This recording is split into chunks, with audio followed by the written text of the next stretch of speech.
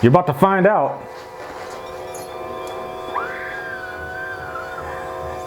Kane really just owns it in this scene. He is really awesome. I gotta give him credit. Look how badass he looks. Here we go. Oh, this is gonna be great. That's awesome. Oh. What is up, everybody? It is time for a new Drumdums Watches. Haven't done one of these in quite a few months, actually. But today we're going to be doing Friday the 13th, Part 7, The New Blood. This is going to be really fun. I've done the first 6 Friday the 13ths in different videos. I did one whole video on Part 6. That was kind of for CP because CP is such a big Part 6 fan. But yeah, so I'm going over to the Blu-ray shelf right now. And I'm going to grab Friday the 13th. Yep, there it is. And this is a special Sunday edition of Drumdums Watches. I usually do these on like Mondays or Tuesdays, but I figured, you know what? I got the house to myself right now, so I might as well do one on a Sunday. So it's about 5:30 in the afternoon, something like that right now. This will be interactive. I will be posting pictures on social media. And I will be doing shout outs later. We're going to do all out Drumdums Watches. It's going to be a lot of fun. Here we go.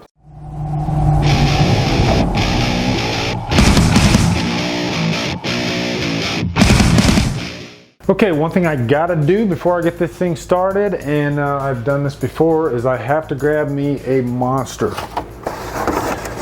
Just need that energy kick. I've been trying to cut back on these quite a bit lately. As a matter of fact, this is the first monster I've had in quite a while, so I'm pretty proud of that.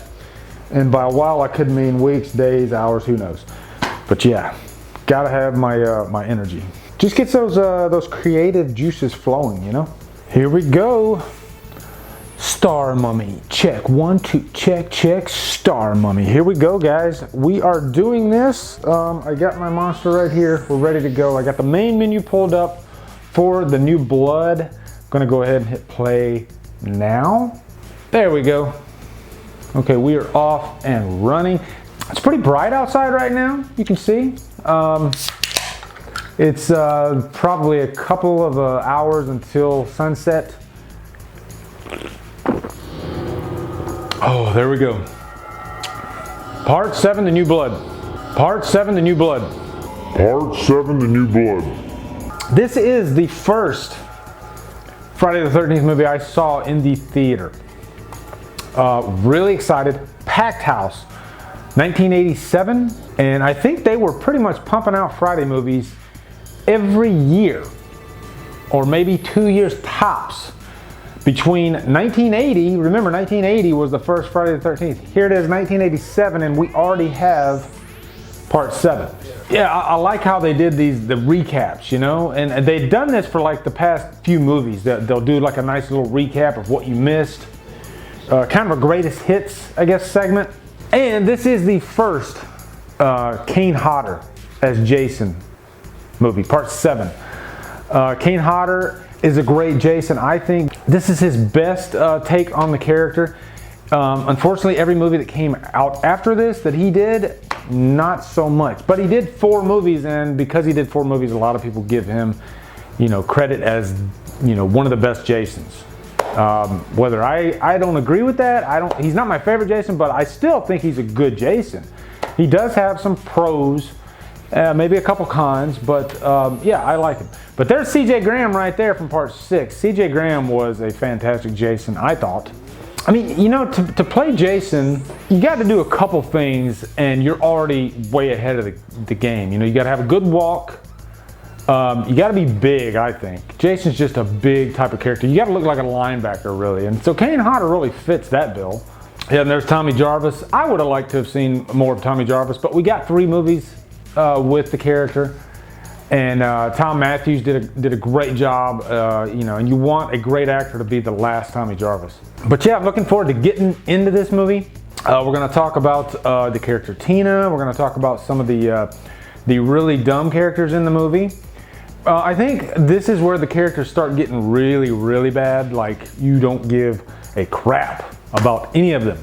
But thankfully that Tina versus Jason, or Carrie versus Jason really, angle is what makes this movie so good, I think. At least a really good movie in the first 8 Fridays. And we're still doing the catch up right here. We haven't even started the movie yet. So this might be one of the longest, in case you missed it, montages of the Friday movies. Please, Tina, don't. We are getting into the intro of the movie. This is where we see a young Tina. She's going to the boat, and you know what happens when Tina gets angry. All that telekinetic power bullshit starts freaking out, and you could end up killing your father. And that's what she does. What's funny about this one is the timeline, because we're gonna have the events of this, and then we're gonna fast forward some 8 years. So really, part 7 takes place in the mid to late 90s. And all the characters, I guess there was this one little nucleus town of America that still stayed in the 80s as far as fashion goes, as far as hairstyles, because you still have the moose rate on some of the characters. And yeah, they were lost in the 80s. And I guess maybe there were some like Midwestern towns that kind of stayed behind times a little bit. But you get what I'm saying here. With Friday, you kind of have to cut them a little slack when it comes to continuity, because it's really all over the map. And there you go. Now we got the adult Tina. And looking forward to talking about the psychiatrist, because that is the biggest douchebag to ever grace a silver screen. He might be one of the most hated characters in the whole Friday the 13th franchise. Big scene right here. I am not gonna lie, when I saw this in the theater, this scene right here, everybody was like, this looks badass. Like, Jason looks awesome underwater. He really does. And John Carl Buchley, I hope I said his last name right, he is the director of this, and he's really a makeup and special effects guy. He's even worked on the Halloween films, created the Halloween 6 mask. But when he did this movie, he was fighting with the studios. Oh, that looks awesome. Look at that. That looks freaking amazing. But he was fighting with the studios constantly. And that's why this movie, if you watch it, it looks completely butchered. They cut as soon as all the kills happen, the money shots happen. And back then, I didn't really notice it as much, because, it was the first time I saw the movie. I was really into the story, seeing what was going on. But look, there's Kane Hodder walking out of the water, just awesome. One thing this one has is a lot of great visuals, and especially regarding Jason. This might be one of the coolest looking Jasons out of all the movies, part 7. I mean, he literally turns into zombie Jason in this one. Well, I guess he does in 6 too, but even more so in this one. He is a zombie. But this guy right here, what a freak. I'm gonna look up his name right now, because I forgot his name, but he's a complete douchebag. Dr. Cruz, that's his name, Dr. Cruz. Wow. So this is Michael, who the surprise party was supposed to be for, just in case you forgot that little plot point. Because plot is pretty damn thin in this movie. This is the big Tina Jason showdown. Everything else is just cream cheese, I guess. But Laura Park Lincoln, who played Tina, I thought did a pretty damn good job. I actually liked her in this role. She's, I think, one of the best final girls out of the group. Not my favorite, but, aside from her psychic powers and all that, she's also, a strong person. She has a lot of vulnerability to her, but it doesn't make her like completely weak, if that makes any sense. I think you can be vulnerable and still be strong, and I think she rode that line pretty well. This guy right here, let me pause it. Hold on, I freaking love this guy. Starlicon. Oh, I love this guy. He's hilarious. He's pretty much like, us, but like the geekiest version of us, I guess. And he's the guy that comes up with Star Mummy. And I love Star Mummy. That's just hilarious. It's funny that you got a character like this in a Friday the 13th movie. We usually don't get that. But I love this guy. I love him. I'm wondering if like the writers of this movie had somebody in mind when they wrote that character. Because that would just make it a little bit more interesting. But yeah, funny as hell. And here we got Jason stalking in the woods. And it's not really a campsite, it's just a house. So, which is kind of a different angle. Before you always had like the campsites with the kids and all that, even though kids were only in part 6. But yeah, this one, it's pretty much just a house.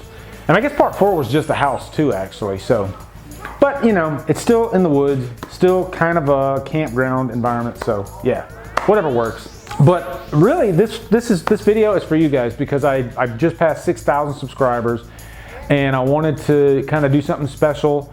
And I get a lot of positive response from Drumdums Watches, but also because it's interactive, I think that's a nice way to give back, to give a whole bunch of shout outs. I'm gonna give all the shout outs I can today. And yeah, and I'm still gonna do a Q&A, a live Q&A sometime this week. So look forward to that. But the comments, they're already starting to roll in. Yep, Tina's starting to get her visions. And I guess that one dude, he was supposed to be like the really cool dude, and all the chicks were like digging him. So I guess the trick, guys, is to just act like you don't give a shit about the girls, and then they'll come flocking. At least according to this. So right here we got one of those scenes where they just kind of plug a death in. You can tell that this couple had nothing to do with the main story or the main cast. And then you know, Jason comes and does his business. I guess they needed an extra kill, so they plugged this in there. That's my guess. I don't know the backstory behind this death, but yeah, I don't even remember how this death plays out. So we'll see it together. And maybe I'll be surprised by it, because it's been a while since I've seen this one. Oh, here comes Jason. I think he plugs in. Oh, okay, he punches him in the back. That's a good kill, actually. It's pretty graphic too. Yeah, he picks up the machete. That was actually a pretty decent kill. And they didn't really hold back too much. I mean, he punched a hole right through his freaking back. And now he's going to get the girl. Jason always gets the girl. Oh, this is the sleeping bag kill. Here we go. This is a very important kill, actually. We're gonna witness this together, people. This is gonna be great. I'm gonna move forward just a little bit. This is gonna be awesome. What are you doing? You're about to find out.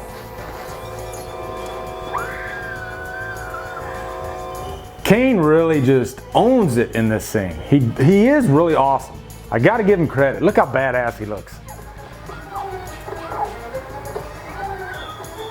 Here we go. Oh, this is gonna be great. That's awesome. Oh, that is one of the best Friday the 13th kills. Like, if you see polls, that's always in the top 5. And I can't wait until he says Star Mummy later. It's gonna be great. Oh, and this couple right here, you got a little bit of trouble in paradise. So that's always a nice little added bonus to the mix, to the character mix. And then you got these two girls who are pining over the one guy. Oh, where would you like it? That was uncalled for. Now this girl right here, not her, bless her heart, she actually died of cancer. The short-haired girl that we just saw, she actually died of cancer a few years ago.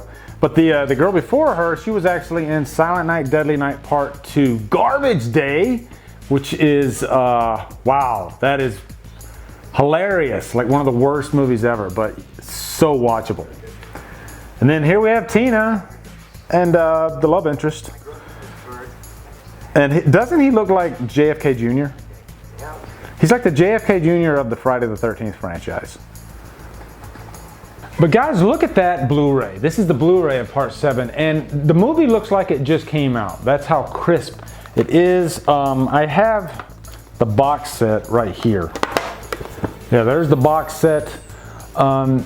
This thing is probably worth like $300, $400 now online.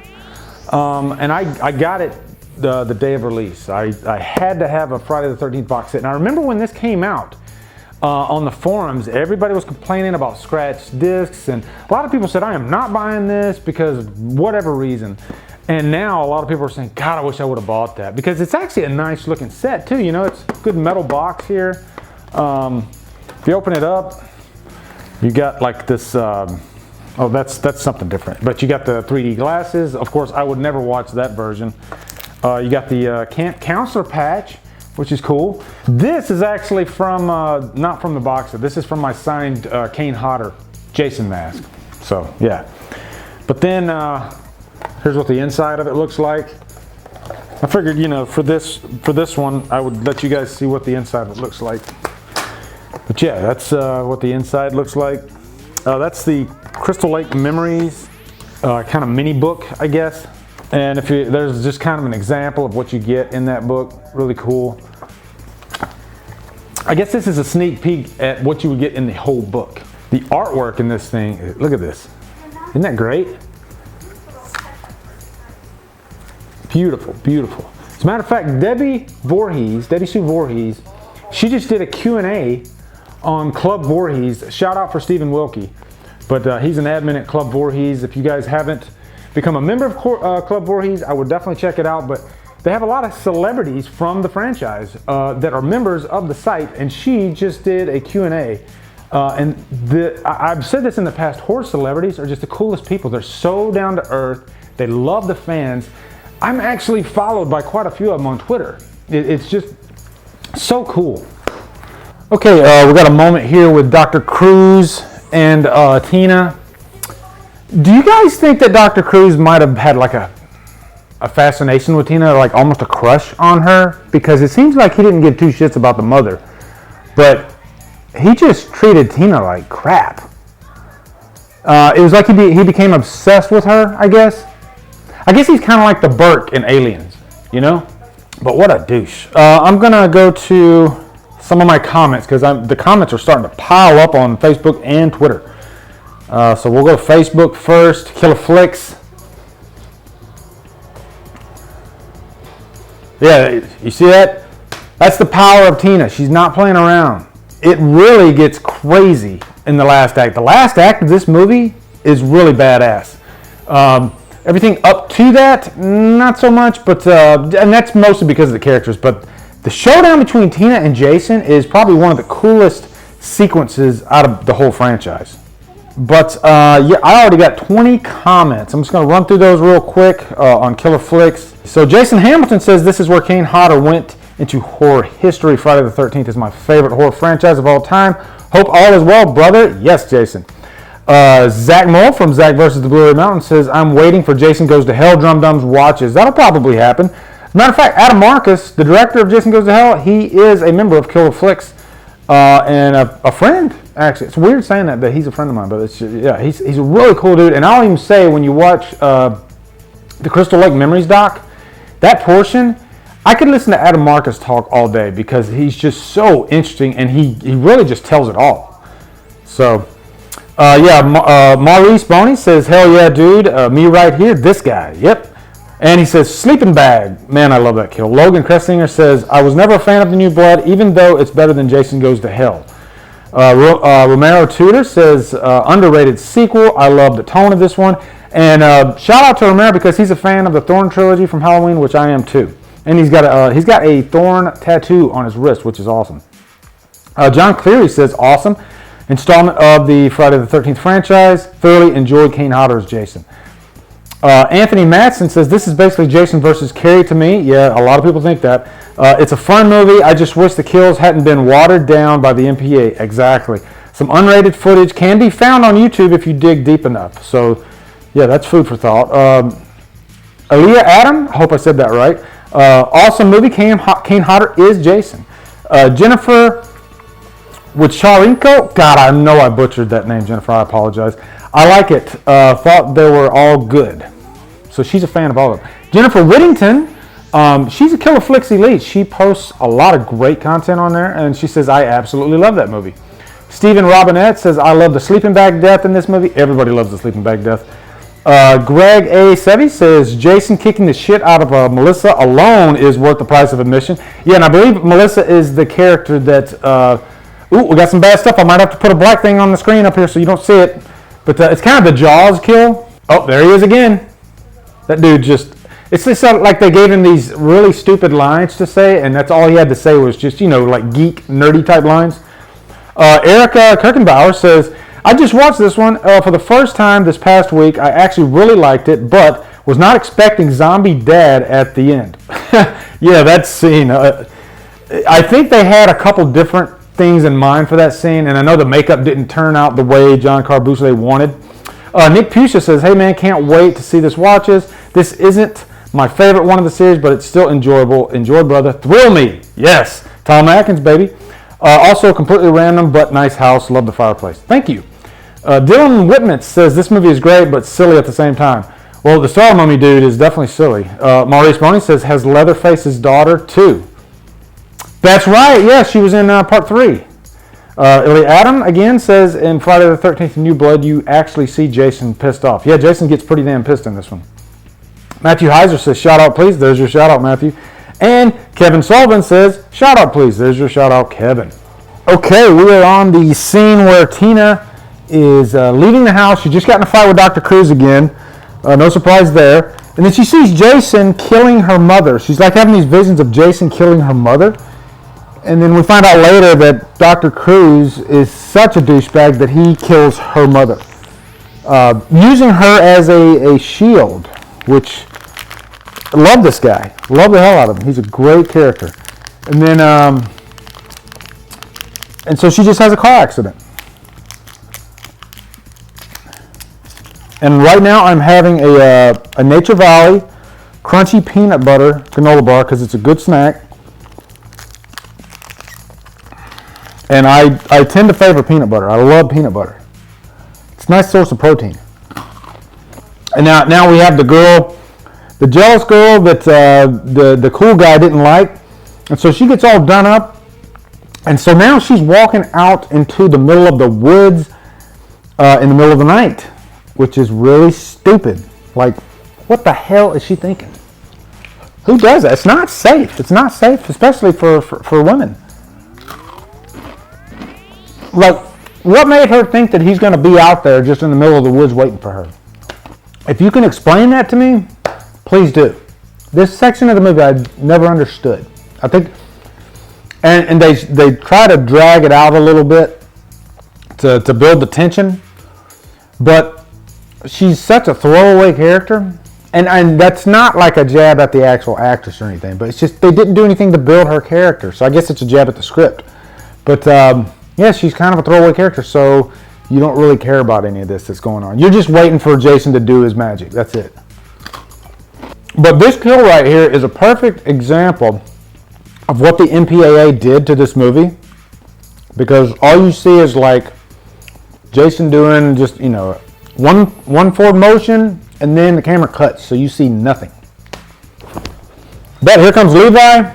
Oh yeah. So Michael, the guy from earlier, or no, not Michael, the nobody pretty much that got killed. You see the after effects of his kill, but we never got to see it. Well, actually, I think he was punched right through the back. Yeah, that's the guy that Jason punched right through the back, or was that Michael? I can't remember. I'm going to give Levi a little bit of this. There we go. So now she's in the worst possible place she could be, because there's so many different weapons at Jason's disposal. And so she's just going to lean up against the wall, which is also probably the worst place you can be, because Jason's going to be right behind her. But Jason looks really cool in this scene. Really cool. I like how part of the mask is like torn off on the side so you can see like his skull, his teeth. Like, I want this death to be over already, you know? Really, Tina is the meat and potatoes, and Jason, of course. I want to get to that. But I'm still here waiting for this chick to get killed. And there it is. And you know what's sad too is that the weapon that Jason was using is really cool. And it would have been great to see that kill. That would have been awesome. So you got all that build up, so much build up, and then you don't get the payoff.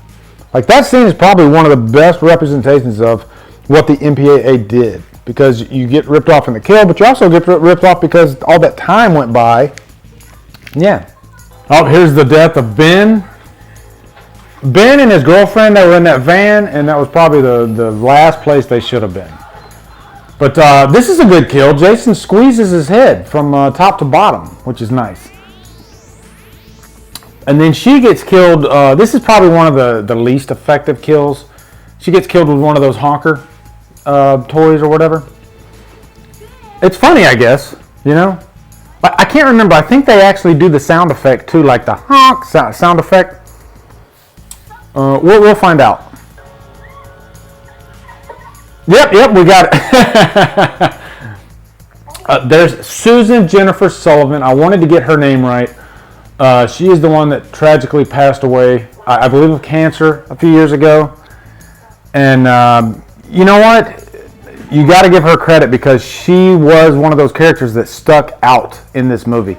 Aside from Tina and aside from Jason, she did a great job at making you not like her at all. You know, but in a good way. You know, because she was that kind of like the Devil Wears Prada type of females. You know, just really stuck up.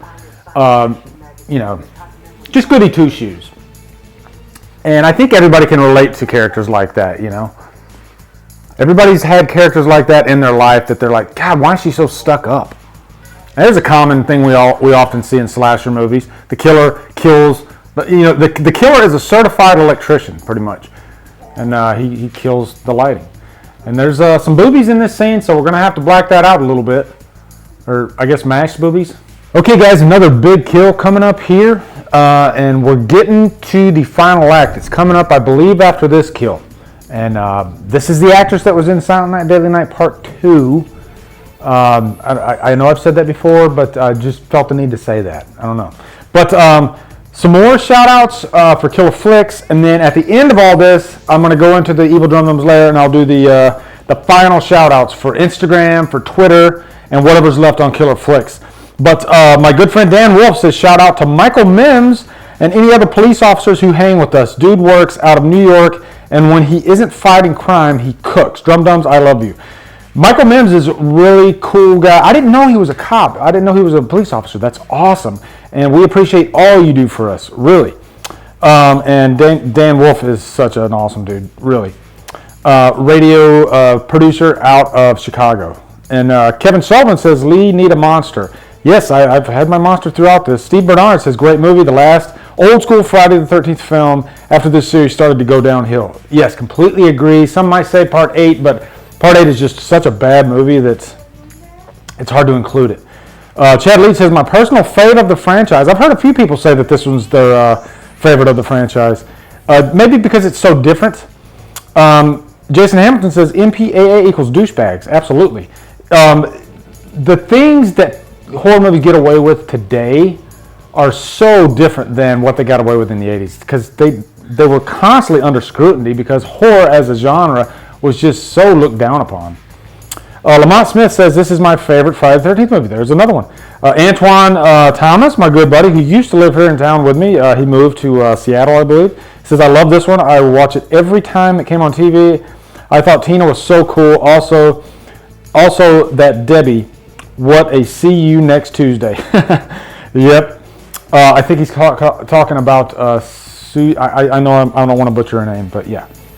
God rest her soul. And Ty Sean Anderson says, yes, something I can watch when I clock out tonight's Sunday save. Yes. And thank you, Ty. And Anthony Herrera says, one of my faves of the series, probably third favorite after 1 and 2. Oh, and this is the scene where she jumps out the window, and they do it in the house from Part 4, which is interesting. Yep, we're about to see it right now.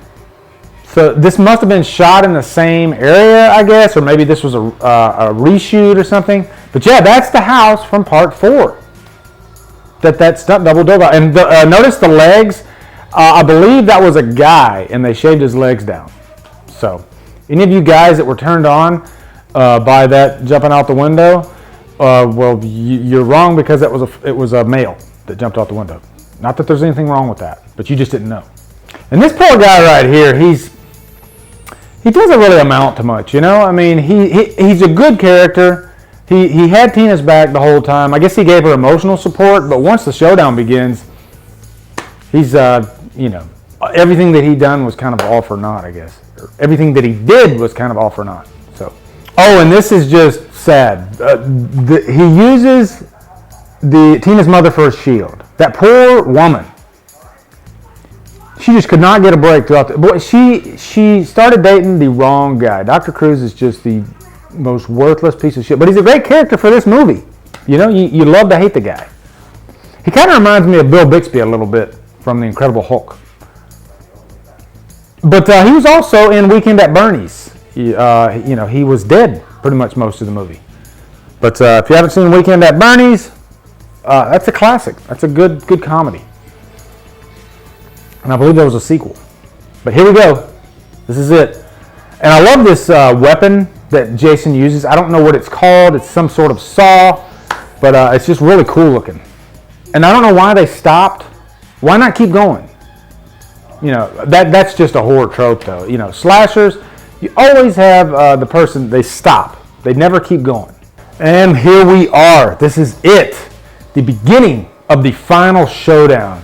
They even use a lot of the like framing that you see in Carrie, you know, with the close-ups of the eyes and all that. But this is a really, really cool scene.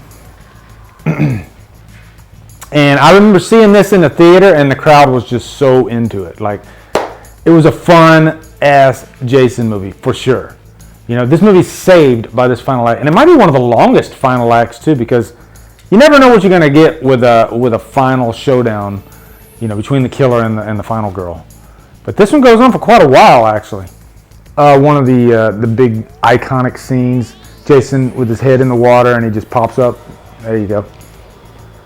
And I think one reason Kane works so well in The New Blood is because I think this was the first time that Jason really, you know, came alive, I guess you could say, even though he's the most dead in this version. But you could tell Kane wanted to bring something a little extra to the character. And we're going to see examples of that later in this scene, you know, with the heavy breathing. But yeah, Kane, I think he earned his spot as Jason in this movie. Like, if this was his only Jason movie that he ever did, I think he'd be remembered because of how good of a performance that he gave. And really cool scene right here. Big props to the special effects guys for this scene. You know, and they did it the old-fashioned way. They probably had some guy with ropes, and they just pulled the tables, and you know. And I like those types of effects. You know, now they do it with some kind of computer effect. But back then, you know, they had to get creative.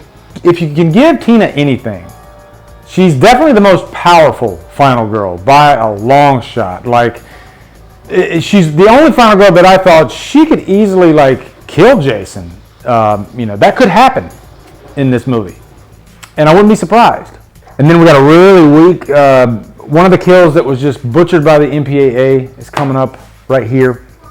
And through all this, Melissa still hated Tina because of jealousy. Yeah, when I first saw this kill, I could have swore that I saw more than I did. You don't really see the axe in the face, you know, you see it from the back of her head. But this whole sequence right here, Kane had to earn his money. Like, I would imagine that he was pretty damn sore by the end of this shoot. You know, because he did all his own stunts, I believe, in this movie. This must have been weird for Laura Park Lincoln too, because, you know, every time she had to, like, I guess, turn it on, all she had to go on was just these faces. She had to make these faces, which some might jokingly say she looked like she was using the bathroom. But yeah, I mean, there's only so many things you can do to let the audience know that, hey, I'm using my powers. Even though you don't really need to see the face, you see the stuff moving around. You know, I don't know. I'm just spitballing here. Yeah, Kane was a big guy, and he's not that tall, I don't think, but he's just really stout, you know? And here we go. We get to see his face. Oh, yeah, look at, oh, God, that's only a mother could love that face. Whew. And he pretty much has the mask off for the rest of the movie. The mask is pretty much demolished from this point. And then, conveniently in part 8, the guy on the boat had a hockey mask. You know? Like, it's that easy to get Jason another mask. Like, everybody has their own hockey mask in their house, I guess. Luck of the draw. By this point, Jason is pretty much Tina's toy. By this point, I thought, there's no way that Jason could beat her. She's too powerful. There you go, the breathing. I think that's the first time we'd seen Jason breathe like that. And that's all Kane. Got to give Kane credit for that. Damn. I always love fire scenes in movies when the slasher gets burned to death. It's just, I don't know, it's just beautiful to look at. Visually, it's a good kill. And at this point, you're probably thinking, that's it. He's what else can she do to him? Like she kills him in so many different ways in this movie. And boom! They even give you a massive explosion. You know, they throw in the kitchen sink even in this movie at the end. Everybody loves a good explosion in a slasher movie. Everything's gone. We're gonna pause it right here. We're gonna run over to the evil Drumdums lair, and I'm gonna read the rest of the shoutouts. But don't leave, because after the shout-outs, we're going to come back, and this is going to be the exciting conclusion. So, off to the Evil Drumdums lair. All right, guys, it's time to do the shout-outs. First off, I apologize about some of the audio issues I had during this Drumdums Watches. Looks like I got to go back to the drawing board because I was trying to hook up my lav, but I think I must have bumped it or something, and it changed the setting in the middle of it. And so it was a little bit too much, so I do apologize for that. And I promise I'll try to prevent it from happening again. But first we'll go over to Killer Flicks and finish up those shout outs. As you can tell, I'm tired. It's late, but I wanted to get this done. So anyway, here we go. All right, got it pulled right up here on the tablet. Here we go. Let's go this way, yeah. All right, next one is Lucas Ferreira. He says, is it too late for a shout out? I love Drumdums Watches. No, it's not, Lucas. Next up is going to be Tyshawn Anderson. Is it bad that I wish for a complete copy of this as a remake scene by scene, just uncut? I'd probably watch that. Why not? Chris Nolfo says, I'm definitely the only person in the group to not like a single Friday the 13th or Nightmare on Elm Street film. Damn, Chris. Jesus. That's crazy. You don't like any Friday the 13th or Nightmare on Elm? The first Nightmare on Elm Street? Chris, come on, man. Steve Testa says, hi, Tina. I'm Tina from next door. I know, and he posts this nice little GIF here. I like GIFs. GIFs are fun.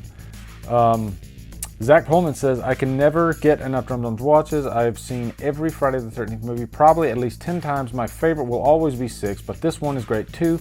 I love the idea of someone with actual powers taking on an absolute killing machine like Jason. Terry Allen Meeks says, Part 7 is my favorite. Love me some zombie Jason. Shout out me. There's your shout out, Terry. Next is James Joseph Ryba. He might be one of the newer members of Killer Flicks. If you are, welcome, James. Definitely my third favorite of the series, right after Part 5. Would I still be able to get a shout out? Yes, you can. George Hernandez says, damn it, I'm at work, so I couldn't comment. Hotter as a beast. Well, you got on here, George. Nelson Villegas Santiago says, shout, let it all out. There you go, Nelson. And then the last one on Killer Flicks is Nick Lybrand. He says, yeah, my favorite, Jason.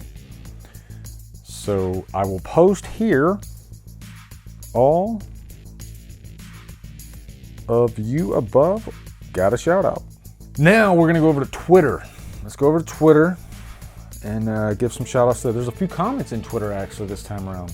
Okay, first off, the likes on Twitter. I got likes from Phil Brandjord, Amanda from Aesthetic Star, Brian Lomax, Tim Murdoch, The Horror Miser, Rob Gall, that's R. Gallagher 222, Parker Schmeichel, what's up Parker, Taylor Castle, Ben O'Connor, Zachary Lamont, Low Carb Monster 8, and Anthony DeJoya. I know I said that wrong, Anthony, I apologize. And let's go to the comments, because we do have some comments here. Low Carb Monster says, awesome bro, my popcorn will be ready. Taylor Castle says, Drumdums. I watched this a few nights ago. It became one of my favorites in the franchise. Kane Hodder is fantastic in this. Wow, a lot of people saying Part 7's their favorite. Ben O'Connor says, Drumdums can't wait for the video. Andrew R. Davis says, okay, I'll bite. Who are in all the frame pics on top of the pictures shown above? That's a good question. That is my son and my daughter, and in the middle is Levi, my dog. So, yeah. Paul Benfield says, Drumdums, one of my favorites. Another favorite for Part 7. Parker Schmeichel says, Drumdums, Haley, I'm glad that you're doing another Drumdums Watches. Can't wait for the video, brother. Keep up the great work, Lee. Robert Schumann says, this is a very cool movie. Love it. The Horror Miser says, my favorite, Friday the 13th, The New Blood. My good buddy Cody Leach, who we just did a commentary on Scream the other night, a few nights ago actually, and it was fun. Really a fun video. He says, yes, another D Watches, answer this question. Why do most people say Kane Hodder is the best Jason when his movies are the worst? That's a good question. I will say that part 7, his performance is excellent, but he's not my favorite Jason. Definitely not my favorite. And then Phil says, one of my faves, keep up the kick-ass videos. Thank you, Phil. And now we're gonna go to Instagram and we're gonna close this thing down so I can get this thing edited and out to you guys. Oh, I gotta put in a password. What the heck? Hopefully I remember my password. All right, here we are. We are on Instagram now. I got 4 comments on Instagram. One from Simon Moon 82. He says, Drumdums me. This is one of my favorite Friday movies. Wow, a lot of people loving this one. Great that Drumdums Watches is back. Yes, it is. Afnan Fadge. I have no idea how to say that, but he says, me, please do. Love seeing this series again. Me too. I'm glad Drumdums Watches is back. Having fun with it. Zach Attack, my good friend. He says, love this movie. Excited for this, Lee. I'd like a shout out. There you go, Zach. And then the last one is Chris 3 Sparza. That's it. We did it. There you go, guys. Again, apologize for the audio issues, but back to the exciting conclusion of Friday the 13th, Part 7, The New Blood. Jason Takes Tina. That's not the title. Anyway, back. Here we go. Okay, now we're back for the exciting conclusion of Friday the 13th, Part 7, The New Blood. Tina versus Jason. And this is, yeah, Jason, of course he's not dead. But how do we end this? We've done everything we can to Jason. What else can we do? Does he really think that that's going to, after all that Jason's been through, you're just going to shoot him? No, you can't do that. Look at that. Man, he looks badass. She's going to bring her father back. And originally her father was supposed to look a lot more zombified, but they decided they didn't want that. And if you watch the Crystal Lake Memories, John Carl Bouchelet says that there was a lot of tension, specifically between him and one of the producers, one of the female producers. She just couldn't give 2 craps about this movie, and they couldn't see eye to eye. But she was constantly a barrier in the way of him finishing this movie. So, and I can imagine how frustrating that must have been.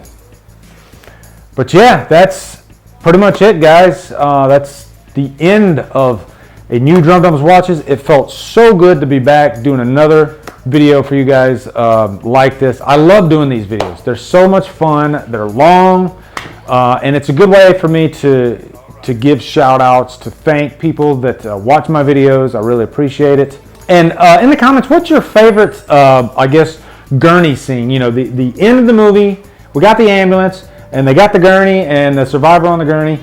That's been done in so many movies. Halloween 2 is a great example. What's your favorite one in the comments? Also, what do you think about The New Blood? Looking forward to hearing your thoughts. My battery's about to run out, so perfect timing here. Maybe post some future Drumdums Watches that you wouldn't mind seeing. Anyway, guys, I really appreciate all that you guys do for me. Thank you for 6,000 subscribers. Look for that Q&A coming up real soon. And come over to Killer Flicks, become a member if you haven't. Also, if you like what I'm doing, hit that subscribe button. I'd really appreciate it. Thank you so much, guys, for watching. Have a great day, and Drumdum out.